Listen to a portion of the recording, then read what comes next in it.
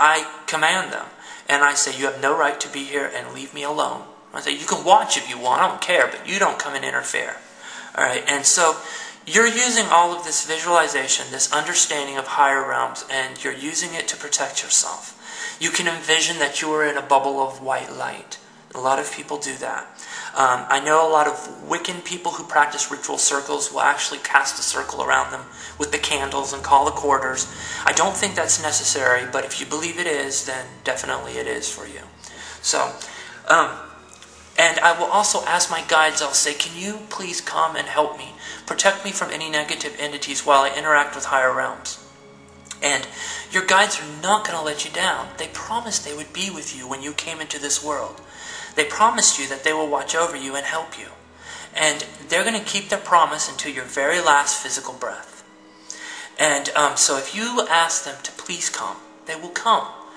There are angelic higher personages that have such a radiant energy that are not human, but are collections of positive energies many call angels. You can summon those and say, please come and help me. Protect me from negativity that I may not see. And so all of these things put up a firewall around you. Okay? You're not just playing around and dialing numbers and calling whoever you want. Okay? If you want negativity with the Ouija board, that's how you'll get it. Okay? So I'm going to tell you why it works, and I'm not going to demonstrate because I have no reason to use it right now, but I will show you how it works, and it works for me. It's a tool of scrying. It's a tool of communicating with the other side. Okay, now let's say I want to talk to my Grandpa George. My Grandpa George died 6 months before I was born, and he is very much, he's always been a part of my life. And let's say I want to ask my Grandpa George a question. I need his guidance, and I'm going to use the board, and I'll tell my Grandpa George I want to communicate with you, and I've cast my firewall around me, and so I give him permission, and so I'm going to use this. Now what I do is, it may take some practice, but I will put my hands on the planchette, and I will then try to let go of myself. I will open myself to the higher parts of myself that vibrate at higher levels. I will release my thoughts and go into a semi-meditative state. And in that state I am open. Now the reason why it's very difficult for an astral entity to just take the planchette and move it on its own is because it's very difficult for them to get enough energy to actually manifest themselves in the physical form. You have to have very condensed energy to interact with this realm. So they vibrate at a higher realm, and it helps them if they can use some of your energy to direct this. That is why you touch it. You are saying to them that they can use your energy, and maybe I imagine their hand above yours and kind of guiding it. And I feel it at times. I'll feel a spider web or slight energy over my hand, a coolness, which means they're drawing some of my energy to use it. And they're helping me, and usually I ask yes and no questions. I don't try to drain their energy with the letters unless I really have to. I will ask them a yes or no question, and I will thank them for their help. And as you let go, you will feel this slide. Now it'll just be drawn, and you will feel it. And you'll feel your hand moving, but your hand is barely touching it, and it's like it's being slid over on its own. It is using your energy to do that. Other people will tell you what you're also doing is tapping into your higher self. And I've done that before. I've said I want to tap into the part of me that knows all things. The part of me that I'm not aware of. And I want to ask it a question. And as I do that, I open myself up to my upper chakras. And I'm able to communicate with my higher self and ask it a question. Your higher self knows everything. It does. You are connected to a higher part of you that is everywhere, that is well aware of everything. And all knowledge is access to the higher self. And you have access to the higher self. You need to ask for it and be open to it. So I'm able to use my higher self to be able to do this. And that's a physical way I can do it. And so this has a purpose. I can communicate with my guide using this. I can tell my guide, I have a problem, can you help me? I want to know this, can you help me? And your guide won't let you down. It may take some practice. If you have difficulty with the Ouija board, it is because it's probably difficult for you to let go. You are still holding on to yourself.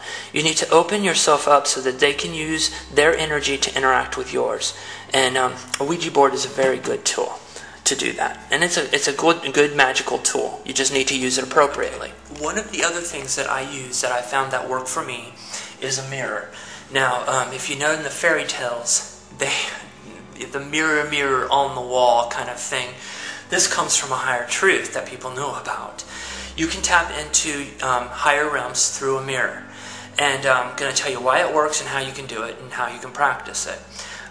First of all, you always put up your firewall, okay, before you do anything. You don't invite negative entities to interfere with you. You call upon your guides and you ask them to please protect you. And then, let's say that I want to, I don't use mirror scrying right now. I have no reason to, but I have used it and I've learned a lot about myself through it. Let's say that you are interested in seeing your own energy. One thing, your own energy, maybe your etheric body, that is the body that is connects the energy that flows from the higher realms into your physical body. You want to see it. You want to see what that is. Let's say that you want to see imprints that are still imprinted in your soul and in your energy of what you look like in maybe a past life. Because that energy, that imprint is still there in your energy field. Every time we leave a physical body, that imprint of our physical body is imprinted in our own energy and we can access it. That's part of who you are. You are like a mandala of many things. And if you want to tap into one of those images, you can use this. It's interesting to see who you were. That's part of your growth, part of your understanding that you're an eternal being, and there's nothing trivial about it. Not continuously doing it, there's no point, but you want to experience that. That's a good thing. Let's say that you have cast your firewall around you, and you are in communication with a higher being, and you desire to see a physical manifestation of what that being chooses to appear to you as. You can use that in your own energy to also use the mirror and scry.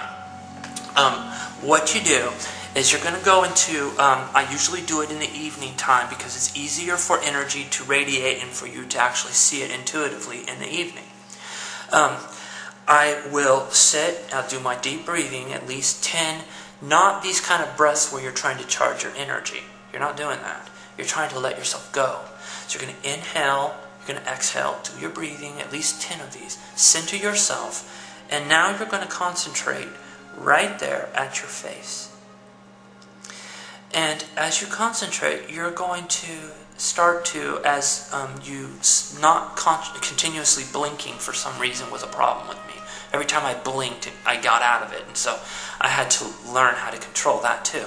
But you're going to start to see your face, and at first it may freak you out.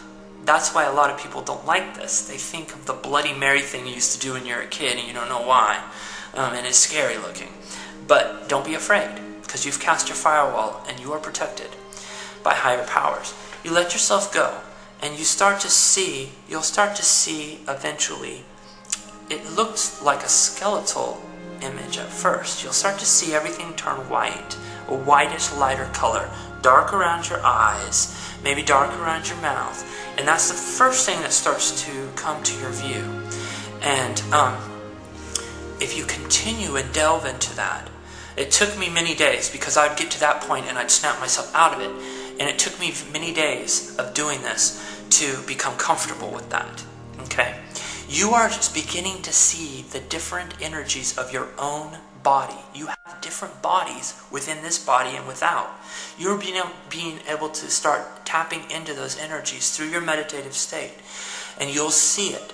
And at first you're going to see your etheric body. Your etheric body is very dense in energy. Not as dense as your physical. You're going to start seeing the